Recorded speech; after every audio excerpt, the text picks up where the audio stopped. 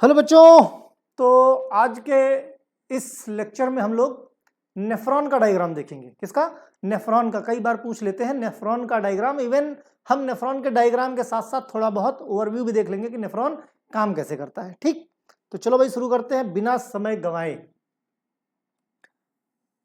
आजकल इसीलिए वो स्ट्रक्चर्स की प्रैक्टिस कराई जा रही क्योंकि बच्चों के दिमाग में बैठा हुआ है कि सर हमारे डायग्राम अच्छे नहीं बनते। तो भाई डायग्राम अच्छे नहीं बनते, कोई आर्टिस्ट थोड़ी चाहिए। फार्मासिस्ट बनाने के लिए लाए हैं हम तुमको। क्या फार्मासिस्ट बना रहे हैं, आर्टिस्ट नहीं। इसलिए इसकी तो तुम चिंता ना करो। बस ये है, मेन मुद्दा ये होता है कि आपको इन चीजों के बारे में पता है। बस तो उसका पता कैसे चलेगा कि आपको पता है? वो पता है कि डायग्राम बनाने के बाद डायग्राम की लेबलिंग अच्छे से कर दो और डायग्राम के सारे पार्ट बना दो। ठीक, अब वो अच्छे बनते खराब बनते इस बात से कोई फर्क नहीं पड़ता। इस बात से किसी तरीके का कोई फर्क नहीं पड़ता। ठीक, ये लो भाई, बताओ कौन सी कहानी बतानी थी इसमें? बन गया नेफ्रॉन, बना। अब देखो नेफ्रॉन तो बना, अब इसमें क्या क्या है ये देख लेते हैं। दिस इज क्या है? ये क्या है? Bowman capsule. Bowman capsule. Bowman capsule से सटा हुआ क्या है? Proximal convoluted tubule. इसको कुछ इस तरीके से बनाएंगे। एक सेकेंड, ये like this wavy like structure होता है ये। ठीक, ऐसे। अब देखो ध्यान से, ये कन्वोल्यूटेड ट्यूब्यूल हो गया, ये हो गया descending loop of Henley. Descending loop of Henley, क्योंकि ये क्या है? नीचे जा रहा है। ये ऊपर की तरफ क्या बोलोगे इसको? Ascending loop of Henley. Ascending loop of Henley. ठीक, अब देखो जो डिसेंडिंग लूप ऑफ हेनले है इसमें भी पार्ट है। ये thick descending loop of Henley का पार्ट है। ये नीचे क्या है? ये thin descending loop of Henley का पार्ट है। ठीक, और इधर भी वही सेम चीजें हैं। इसको क्या बोलते हैं? डीसीटी। डीसीटी बोले तो डिस्टल कन्वोल्यूटेड ट्यूब्यूल। देखो इसको प्रॉक्सिमल कन्वोल्यूटेड ट्यूब्यूल को क्या बोलते हैं? पीसीटी। पीसीटी मतलब नियर, मतलब पास। तो बोमेन कैप्सूल से पास में कौन है? प्रॉक्सिमल मतलब पास, करीब का। और कन्वोल्यूटेड मतलब ये वेवी लाइक स्ट्रक्चर, जो ये इस तरीके से स्ट्रक्चर बना है इसको बोलते हैं कन्वोल्यूशंस। ठीक, तो जो प्रॉक्सिमल है, जो ट्यूब्यूल है, और ट्यूब्यूल मतलब ट्यूब, तो कहने का मतलब ये जो ट्यूब है ये कैसा है? कन्वोल्यूटेड है, मतलब इस तरीके से वेवी लाइक है। और कहां पे है? प्रॉक्सिमल है, मतलब near to Bowman capsule. Clear? अब लूप ऑफ हेनले। अब इधर क्या है? Distal convoluted tubule. डिस्टल मतलब दूर, कन्वोल्यूटेड मतलब कन्वोल्यूशंस। ठीक, और ट्यूब्यूल मतलब ट्यूब्यूल। तो बोमेन कैप्सूल से दूर जो वेवी लाइक ट्यूब है उसको बोलते हैं डिस्टल कन्वोल्यूटेड ट्यूब्यूल। इसको बोलते हैं कलेक्टिंग डक्ट। क्या बोलते हैं इसको? Collecting duct. तो ये तो एक रहा सिंपल सा नेफ्रॉन का स्ट्रक्चर। ये काम किस तरीके से करता है उसके बारे में हम लोग थोड़ी सी बात करेंगे, है ना?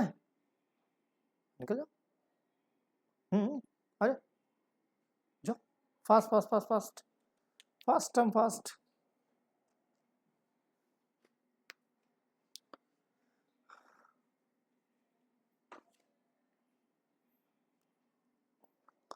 ठीक, अब हम देखेंगे नेफ्रॉन किस तरीके से काम करता है। ठीक, चलो भाई, नेफ्रॉन काम करेगा तो पहले बनाएंगे बोमेन कैप्सूल को। देखो बार बार मेरे साथ बनाओगे ना तो चीजें आसान लगेंगी। देखो टीचर का काम ही यही है, चीजों को आसान करना। एग्जाम टाइम पे इन चीजों का रिवीजन मैं इसीलिए करा रहा हूं, मुझे मालूम है ये सब मैं पढ़ा चुका हूं तुमको। ठीक, पढ़ा चुका हूं तुमको। बस ये है कि एक आइडिया लग जाए। बहुत सारे बच्चे होता क्या ना, दिमाग से उतर जाता है। ठीक, कुछ इस तरीके से लाइक दिस, ये थिक असेंडिंग लूप ऑफ फेनले हो गया और ये कन्वोल्यूशंस हो गए वेवी लाइक स्ट्रक्चर का है कि डीसीटी के यानी डिस्टल कन्वोल्यूटेड ट्यूब्यूल, और ये हो गई आपकी कलेक्टिंग डक्ट। ठीक, अब हम देखेंगे इसमें यूरिन का फॉर्मेशन किस तरीके से होता है, ध्यान से समझो। अब देखो यहां पे क्या है, हार्ट है, हार्ट है, हार्ट का हम एक जनरल सा डायग्राम बनाएंगे। देखो बढ़िया वाला डायग्राम तो हम ऑलरेडी बना चुके हैं, ठीक, तो यहां उसकी नीड नहीं है, बस समझने के लिए खाली कि भाई ये राइट ऑरिकल है, ये लेफ्ट राइट वेंट्रिकल है, ये लेफ्ट ऑरिकल, ये लेफ्ट वेंट्रिकल। ठीक, अब यहाँ पे इसका काम क्या है, हार्ट का काम होता है पंप करना। 1 मिनट में ये 72 टाइम्स पंप करता है, 1 मिनट में 72 टाइम्स पंप करता है। ठीक, अब 72 टाइम्स पंप करता है तो 72 टाइम्स में कितना ब्लड पंप कर देता है, लगभग 5 लीटर ब्लड। कितना, 5 लीटर ब्लड पंप कर देता है पूरी बॉडी में ये पंपिंग सिस्टम 1 मिनट में। ठीक, तो 5 लीटर पर मिनट, एक चीज तो ये क्लियर कर लो। दूसरी बात यह कि जब पंप करता है तो सारा का सारा जो ब्लड होता है वो बॉडी के किसी एक पार्ट में नहीं जाता, डिस्ट्रीब्यूशन सिस्टम है कि कुछ इधर जाएगा, कुछ इधर जाएगा, कुछ इधर जाएगा। तो अप्रोक्सीमेटली 20 से 25%, कितना, 20 से 25% ब्लड जाता है कहां पे, हमारी किडनी में। 20 से 25% ब्लड जाता है किडनी के हिस्से में। क्लियर। अब जो 20 से 25% 5 लीटर का अप्रॉक्स हम मानते हैं कितना, 1 लीटर। ठीक, कितना हो गया, 1 लीटर ब्लड गया ये किडनी में। अब ये जो 1 लीटर ब्लड होता है इसमें क्या क्या होता है, इसमें देखो, इसमें एक तो होता है आपका प्लाज्मा, ठीक, दूसरा क्या होता है, ब्लड सेल्स होती हैं, ब्लड सेल्स होती हैं। एक तो आपका प्लाज्मा हो गया, दूसरा आपका ब्लड सेल्स हो गया। जो ब्लड सेल्स होती हैं वो लगभग होती है 40% और प्लाज्मा जो होता है ये होता है लगभग 60%। ब्लड की अगर हम प्लेटलेट की बात करें तो ब्लड की प्लेटलेट में क्या होगा, ब्लड की प्लेटलेट में भाई आरबीसी, डब्ल्यूबीसी और प्लेटलेट्स। ठीक, प्लेटलेट्स यही तो होता है। वहीं हम प्लाज्मा की बात करें तो प्लाज्मा में क्या होता है, प्लाज्मा में कुछ प्रोटीन पार्ट होता है, कुछ नॉन प्रोटीन पार्ट होता है। ठीक, तो एक तो हो गया प्रोटीन और दूसरा हो गया इलेक्ट्रोलाइट, जिसमें सोडियम भी होगा, पोटेशियम भी होगा, है ना, कैल्शियम भी होगा, मैग्नीशियम भी होगा। और नॉन प्रोटीनेसियस पार्ट में क्या है, इसमें यूरिया भी होगा, है ना, यूरिक एसिड भी होगा, सोडियम भी होगा, पोटेशियम भी होगा, पानी भी होगा। ये सारी चीजें किसमें है, प्लाज्मा में। अब ध्यान से देखो, ये आरबीसी तो ये तो ब्लड सेल्स तो फिल्टर होती नहीं, यहाँ पे फिल्टर क्या होता है, और प्रोटीन भी नहीं फिल्टर होता है, तो बचा क्या, तो जो फिल्टर होता है वो होता है नॉन प्रोटीनेसियस पार्ट। क्या होता है, नॉन प्रोटीनेसियस पार्ट। ठीक, तो नॉन प्रोटीनेसियस पार्ट जितना भी है सब का सब फिल्टर हो जाएगा। अब कैसे फिल्टर होगा ये समझने की जरूरत है। यहां से इस हार्ट ने पंप किया 20 से 25% ब्लड आया, मतलब 1 litre blood, 1 litre blood 1 minute में किडनी में गया किडनी में। अब ये किडनी में यहां पे ये जो ले जाने वाली आर्टरी इसको बोलते हैं एफरेंट आर्टरी। क्या बोलते हैं, एफरेंट आर्टरी। ये हार्ट से ब्लड को किडनी में लेके जाती है, किडनी से बोमेन कैप्सूल से होके गुजरेगी और इधर से ये निकली। ठीक, यहां पे बहुत सारी कैपिलरीज का गुच्छा है। क्या है, स्लिट्स लगी हुई हैं, जैसे छन्नी होती है आपकी, छन्नी छानो तो स्लिट लगी होती है, उसी तरीके से यहां पे। अब होता क्या है, बेसिकली ये जो ब्लड आया तो ब्लड जो लेके जाता है तो यहां वाली लाने ब्लड को बोमेन कैप्सूल तक ले जाने वाली पाइप मोटी होती है, और बोमेन कैप्सूल के बाहर जाने वाली पाइप, बोमेन कैप्सूल से होके जो बाहर जा रहा है वो पाइप होती है थोड़ी सी पतली। तो होगा क्या कि मोटी पाइप से ज्यादा ब्लड आ रहा है और निकलने वाला ब्लड का साइज है कम, इसका मतलब एक प्रेशर जनरेट होगा। एक प्रेशर जनरेट होगा, उसी प्रेशर से यहाँ पे फिल्ट्रेशन होगा, उसी प्रेशर से यहाँ पे फिल्ट्रेशन होगा। इसी प्रेशर को हम ग्लोमेरुलर फिल्ट्रेशन रेट बोलते हैं। क्या बोलते हैं? Glomerular filtration rate. और 100% नॉन प्रोटीनेशियस पार्ट क्या होता है? ये फिल्टर आउट हो जाता है और ये होता है लगभग 120 ml पर मिनट, 120 ml पर मिनट। तो ये किसकी वजह से हुआ? यही ग्लोमेरुलर फिल्ट्रेशन रेट है। अगर कोई आपसे पूछ ले जीएफआर कितना, जीएफआर कितना, तो क्या बोलोगे? 120 ml पर मिनट।